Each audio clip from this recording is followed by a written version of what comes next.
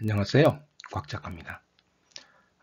오늘은 그리스 이야기를 할 건데요. 인문학 공부하는 사람들이 어, 자주 하는 말 중에 그리스를 모르면 공부를 할 수가 없다. 뭐 이런 게 있어요.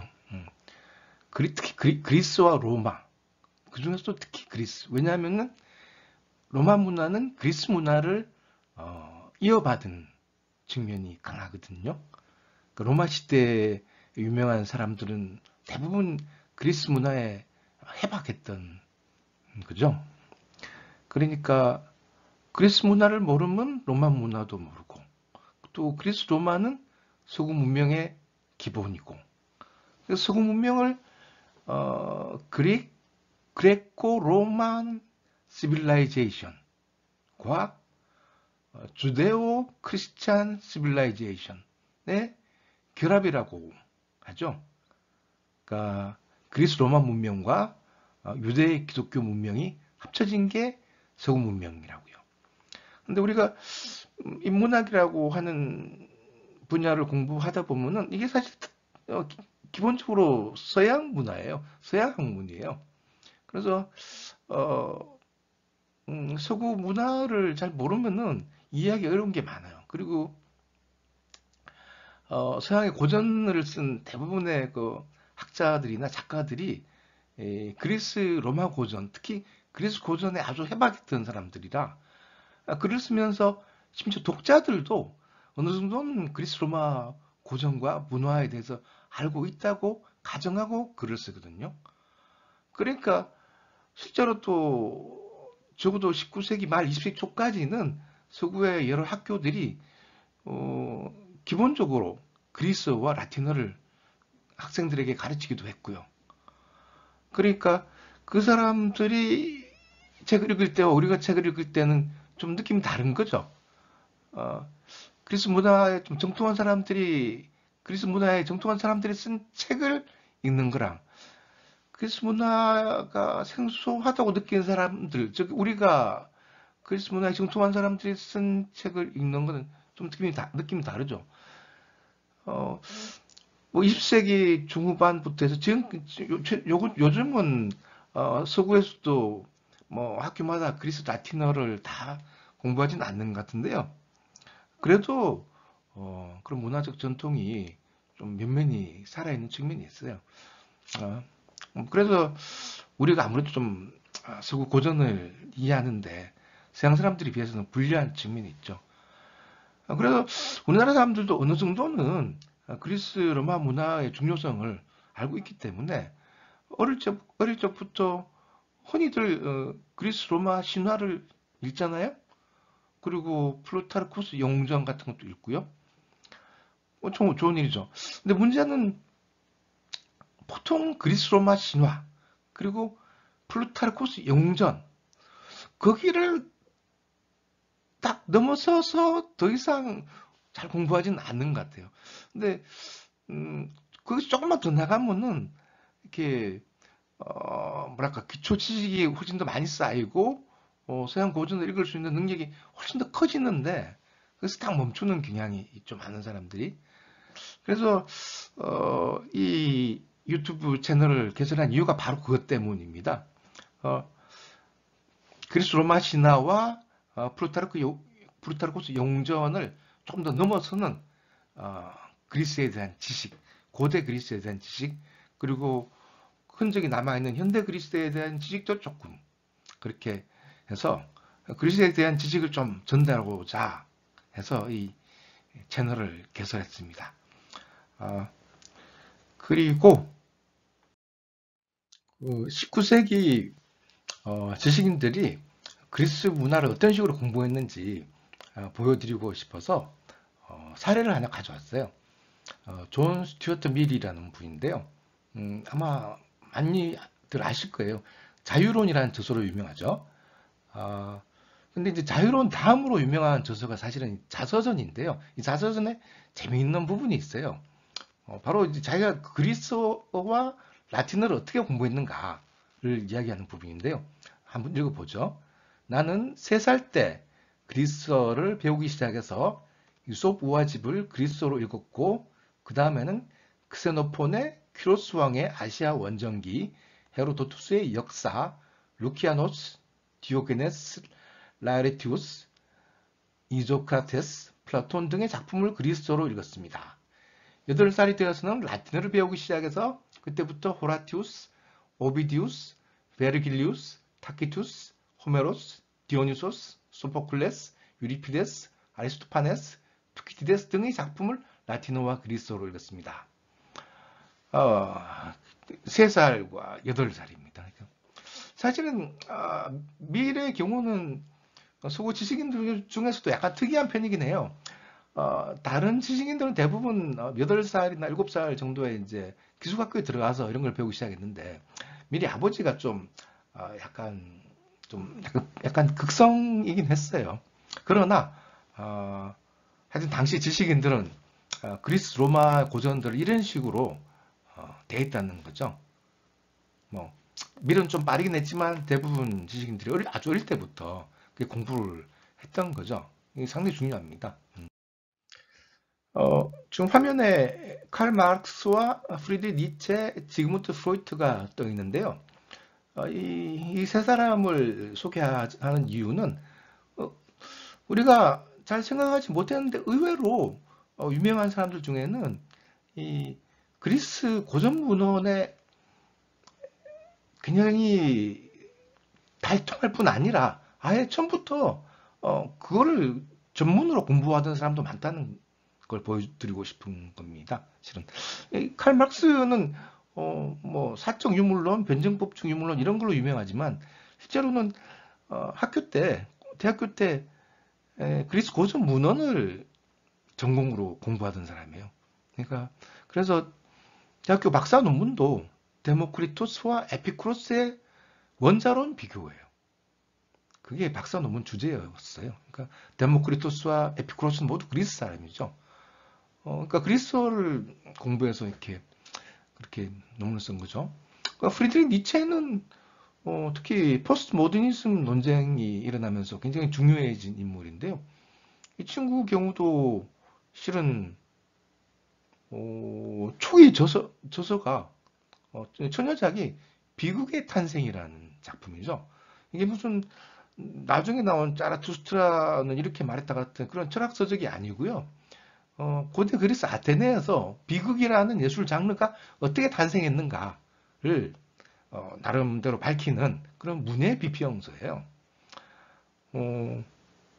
그리고 맨 오른쪽에 있는 지그문트 프로이트는 의사 출신이죠. 근데 의사 출신인데 이 사람이 가장 유명해진 이유는 사실은 오이디푸스 컴플렉스란 개념 때문 아니겠어요? 지금도 오이디푸스 컴플렉스란 개념은 심리학계뿐 아니라 철학계에서 굉장히 중요한 개념이죠. 근데 서양에서 이제 프로이트가 오이디푸스 컴플렉스라는 개념을 발표했을 때 누구나, 적어도 지식인들은 누구나 그런 얘기군 하고 알아들었단 말이에요. 왜냐하면 대부분 오이디푸스 이야기를 아니까요. 그 소포클레스가 쓴 작품 오이디푸스 왕이라는 작품이 있으니까 그걸 알거든요. 우리나라는 많은 사람들이 설명을 해야 알죠. 오이디푸스가 아버지를 죽이고 어머니와 결혼했다. 그러니까 프로이트는 유아들이 태어나서 처음 만나는 그 엄마와 아버지를 보면서 엄마의 젖을 빨면서 아버지를 경쟁자로 생각한다는 거죠. 무의식적으로. 하여튼 서구의 학자들은 그리스 고전의 정통했을 뿐 아니라 실제로 거기서 많은 개념들을 따와서 자신의 학문을 하기도 했다는 이야기입니다. 방금 전까지는 이제 19세기 아저씨들을 19세기 그리고 20세기 초 아저씨들을 사례로 들었는데요. 20세기 아저씨 중에 하나 칼 포퍼 아시죠? 칼 포퍼 열린 사회의 그 적들이라는 저서로 굉장히 유명해진 사람이죠. 칼 포퍼의 열린 사회와 그 적들을 이름을 들어보신 분은 굉장히 많을 거예요. 그러나 이 책을 제대로 읽은 사람은 많지 않다고 봐요, 사실은. 왜냐하면은 책은 이 책에서 포프가 다루는 그 주제가 이 닫힌 사회 이론가들인데요. 대표적으로 드는 사람들이 플라톤, 고대 그리스의 철학자 플라톤, 그리고 헤겔, 게오르크 헤겔, 그리고 마르크스예요. 칼 마르크스. 이 세 사람이 공통점이 있다는 거죠. 그러면서 이 그리스 문화에 기초한 여러 가지 이야기들을 많이 하거든요. 이를테면은 중간에 이렇게 그 펠로폰네소스 전쟁사를 쓴 투키디데스 이야기를 하거든요. 투키디데스 시대에 그 사람의 투키디데스의 주장이 어떤 식으로 인식되었던가 뭐 이런 추정까지 하면서 당시 플라톤의 의미를 되새기는 플라톤의 주장의 의미를 되새기는 그런 이야기를 해요. 근데 이게 제 느낌으로는 플라톤 시대의 문화를 제대로 알지 못하면은 이 작품을 이해하기 굉장히 어려워요. 그리고 제일 처음에 등장한 인물이 플라톤이기 때문에 이 플라톤에서 헤매버리면 뒤에 헤겔과 마르크스 이야기할 때는 더 이해하기가 어려워져요. 그래서 많은 사람들이 이 책을 인용하는데요. 저는 개인적으로 그 인용한 많은 사람들이 실제로는 이 책을 읽지 않았거나 대충 뭐 허투르게 읽었지 않은가라고 사실 의심하고 있어요. 그러나 그리스 문화를 잘 아는 사람들은 상대적으로 쉽게 읽을 수가 있죠. 그렇습니다. 참고로 방금 얘기했던 그 투키디데스라는 사람은 이제 펠로폰네소 전쟁사를 집필한 역사학자인데요. 투키디데스의 덫이라는 개념으로 굉장히 유명하죠. 그러니까 한 패권국이 있을 때 다른 패권국이 등장하면은 그 신흥 패권국을 상대하기 위해서 전쟁을 일으키기가 쉽다. 뭐 그런 일으킬 수밖에 없다. 뭐 그래서 덫이라 그러죠. 그래서 그 책도 나왔죠. 실제로 그 조사를 해보니까 그런 비슷한 경우에 실제로 많이 전쟁이 일어났더라. 뭐 그런 내용의 책 제목이 가물가물한데 하여튼 한때 몇 년 전에 유행한 적이 있어요. 그렇습니다.